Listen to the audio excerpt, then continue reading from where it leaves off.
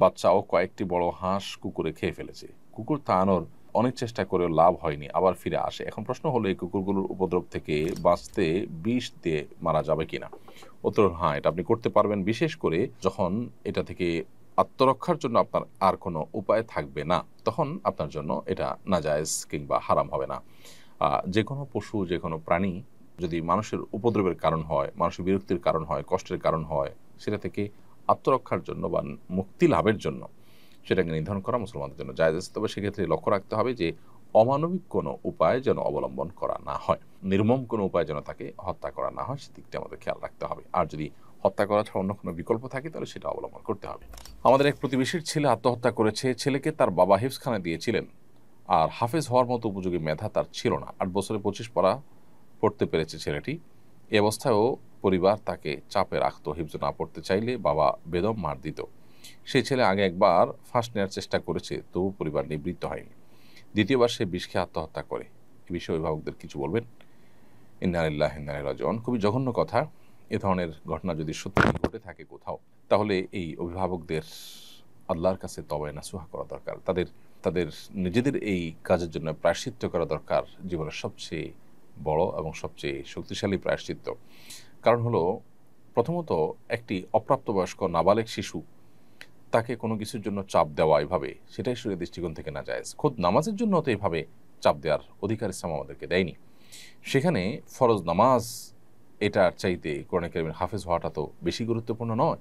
তাহলে এর জন্য চাপ দেওয়াটা বেশিরভাগ ক্ষেত্রেই আমাদের আমাদের নিজেদের খাহেশ পূরণ করার জায়গা থেকে, আমরা হাফেজের বাবা হতে চাই, হাফেজ হবে, আমরা গাল গল্প দিতে পারবো, এই সমস্ত জায়গা থেকে। তো এগুলো সন্দেহাতীতভাবে ভুল। অনেক বাবা মা আছেন পড়ালেখার জন্য সন্তানকে মাত্রাতিরিক্ত চাপাচাপি করেন, যেগুলো তাদেরকে আরও বেশি ক্ষতিগ্রস্ত করে, ডিপ্রেসড করে ফেলে। তো সেই অবস্থানে যাওয়া আমাদের জন্য জায়েজ নয়। অতএব এত বড় একটা দুর্ঘটনা যে ঘটেছে, এটা এটার হত্যার দায় কিছুটা বাবা মার উপরে চলে আসে। কারণ তারা একবার যেহেতু বাচ্চা এরকম পথে যাচ্ছিল, এরপরে তারা যখন নিবৃত্ত হয়নি, তাহলে তার জন্য তাদেরকে অবশ্যই আল্লাহ তাআলার কাছে তওবায়ে নাসুহা করতে হবে, এবং যথাযথ তওবা না করলে এটির ক্ষমা লাভ করার পথ খুবই কঠিন। সুরাইয়া রিমি আপনি লিখেছেন, 4 রাকাত ফরজ নামাজের ক্ষেত্রে 2 রাকাত পড়ার পর তাশাহুদ না পড়ে দাঁড়িয়ে পড়লে করণীয় কি? সাহু সিজদা করলে কি নামাজ হবে? উত্তর হলো হ্যাঁ, সাহু সিজদা করলে নামাজ হয়ে যাবে। ফরজ 4 রাকাত নামাজের মধ্যে দ্বিতীয় রাকাতে বসাটা আপনার জন্য ওয়াজিব ছিল, সে ওয়াজিব তরক হয়েছে দাঁড়িয়ে যাওয়াতে, তাতে আপনার নামাজ নষ্ট হয়ে যাবে না। শেষে সিজদা সাহু দিলে নামাজ বিশুদ্ধ হয়ে যাবে ইনশাআল্লাহ তাআলা। আমরা এই বছর কোরবানিতে 2 বছরের কম বয়সী একটি গরু বিক্রি করেছি। আমরা ক্রেতাকে বিষয়টা জানিয়েছি, এতে আমাদের গুনাহ হবে কিনা? আপনি যদি ক্রেতাকে জানিয়ে থাকেন যেটা দিয়ে কোরবানি বিশুদ্ধ হবে না বা এর বয়স কম আছে, তাহলে সেক্ষেত্রে আশা করা যায় আপনি গুনাহগার হবেন না, এর দায় আপনাকে বহন করতে হবে না। তবে যদি মনে হয় যে কেউ এটা দিয়ে কোরবানি করবে এবং তিনি মাসআলা জানেন না, তাহলে জানিয়ে দেওয়াটা আপনার কর্তব্য। জাস্ট এটুকু যদি আপনি করে থাকেন, তাহলে ইনশাআল্লাহ আশা করা যায় আপনার গুনাহ হবে না। যিনি কোরবানি দিয়েছেন, যদি কেউ দিয়ে থাকেন, তাহলে দায়িত্বটা তার উপরে বর্তাবে। আর যদি কোরবানি না দিয়ে থাকেন, তাহলে তার কোনো কথাই নেই। আমার ছোট মামা মারা গিয়েছেন। আমার মামি ওনার ভাসুর আর জায়ের সাথে আগামী বছর হজে যেতে চান, উনি কি যেতে পারবেন? উত্তর হলো না। ভাসুর মাহরাম নন, অতএব কোনো মাহরাম পুরুষের সাথে তার হজে যেতে হবে। সেই জন্য তাকে সর্বোচ্চ চেষ্টা করতে হবে কোনো মাহরাম খুঁজে বের করার। যদি সেটা না পাওয়া যায়, তাহলে সেক্ষেত্রে তার জন্য সেখানে হজে যাওয়াটা অপরিহার্য নয়, অর্থাৎ তিনি হজে মাহরাম ছাড়া গেলে বরং গুনাহগার হবেন। এরপরে মেহরিমা সুলতান নূর আপনি লিখেছেন, আমি প্রেম করে বিয়ে করেছি, কিন্তু শ্বশুরবাড়ির কেউ আমাকে মন থেকে মেনে নেয়নি। 6 বছর ধরে ভালো ব্যবহার করেও তাদের মন পাইনি। স্বামী বিদেশে থাকে, সবসময় পরিবারের কথা শুনে আমাকে সন্দেহ করে, গালি দেয় এবং সংসার ভাঙার হুমকি দেয়। আমি তাকে খুব ভালোবাসি, তবু সে সম্পর্ক ছিন্ন করার কথা বলে। ইসলামের দৃষ্টিতে আমাদের করণীয় কি? স্বামী স্ত্রী উভয়ে ভালো, বিদগ্ধ, বিচক্ষণ কোনো আলেমের শরণাপন্ন হতে পারেন, কাউন্সেলিং নিতে পারেন।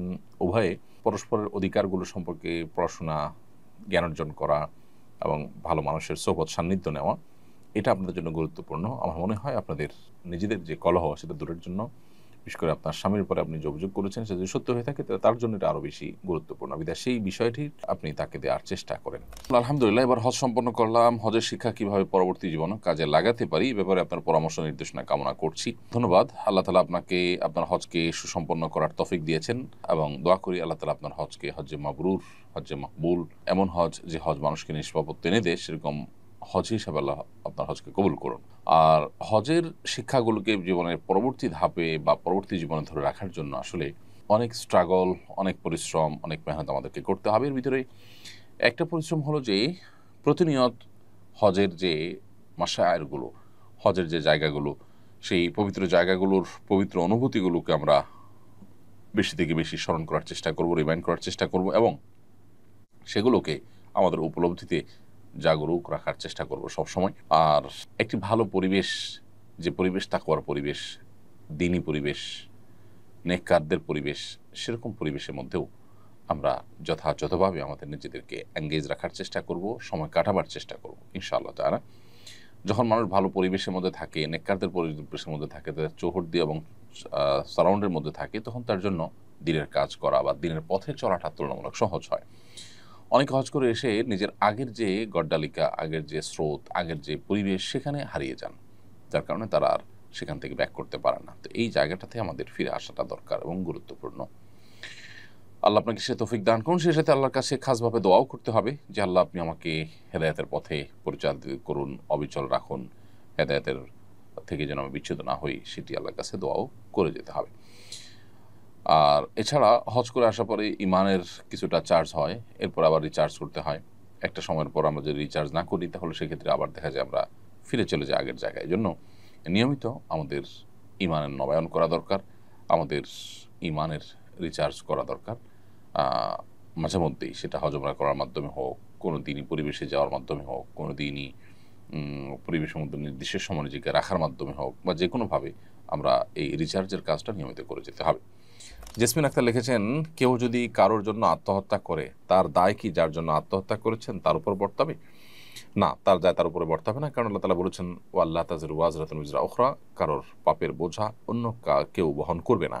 এবং কোরআন সুন্নাহর কোথাও এরকম কোনো কথা বলা হয়নি যে একজনের পাপের বোঝা আরেকজন বহন করবে। সেজন্য যে আত্মহত্যা করেছে তার দায় তার নিজের উপরেই বর্তাবে, অন্য কারোর উপরে সেটি বর্তাবে না। তবে কেউ যদি তাকে প্ররোচিত করে থাকে, কারোর কারণে যদি তিনি এই ভুল পথে এসে থাকেন, তাহলে যতটুকু দায় আছে, যতটুকু তার ভূমিকা আছে এক্ষেত্রে, সেটার জন্য তিনি অবশ্যই আল্লাহ তাআলার কাছে জবাবদিহিতার মুখোমুখি হবেন। তবে এর মানে এই নয় যে আত্মহত্যাকারী মাপ পেয়ে যাবেন। তিনি তার গুনাহের জন্য, তার এই পাপের জন্য, অপরাধের জন্য, আত্মহত্যার এই কবিরা গুনাহের জন্য স্বতন্ত্রভাবে আল্লাহ তাআলার কাছে শাস্তির মুখোমুখি হবেন। এটা হলো সবচেয়ে দুর্ভাগ্যজনক বাস্তবতা যে কোনো ব্যক্তি দুনিয়ার কোনো কষ্ট থেকে মুক্তি লাভের জন্য আত্মহত্যার পথ বাছাই করে নিলেন। দুনিয়ার কষ্ট থেকে তিনি আপাত দৃষ্টিতে মুক্তি পেলেও আখিরাতের অনন্ত অসীমকালের কষ্টের পথে তিনি পা বাড়ালেন। তাহলে কষ্ট তার আসলে আরো বাড়লো, কমলো না। এটা হলো সবচেয়ে দুর্ভাগ্যজনক বাস্তবতা। জামাতে শেষ 2 রাকাত পেলে ইমামের সালামের পর আমি কি শুরুতে ছুটে যাওয়া প্রথম 2 রাকাত পড়ব, নাকি শেষের 2 রাকাত মনে করে পড়ব? উত্তর হলো, কারো যদি প্রথম 2 রাকাত ছুটে যায়, 4 রাকাত নামাজের শেষের 2 রাকাত পান, তাহলে তিনি যখন ইমাম সালাম ফেরানোর পরে ছুটে যাওয়া রাকাতগুলো আদায় করবেন, তখন তিনি প্রথম 2 রাকাত জ্ঞান করে পড়বেন, অর্থাৎ সূরা ফাতিহার সাথে সূরা মেলাবেন। এটি করে যদি তিনি সালাত আদায় করেন, তার সালাত হয়ে যাবে। এমডি এনামুল হক আপনি লিখেছেন, ছোটবেলায় শুনতাম হজ করার পর নাকি স্বামী স্ত্রী এক বিছানায় থাকতে পারে না। বিষয়টা সম্পর্কে জানতে চাই। সম্পূর্ণ ভুল এবং নেহায়েতই ভিত্তিহীন কথা। আস-সুন্নাহ ফাউন্ডেশন, উম্মার স্বার্থে সুন্নাহর সাথে।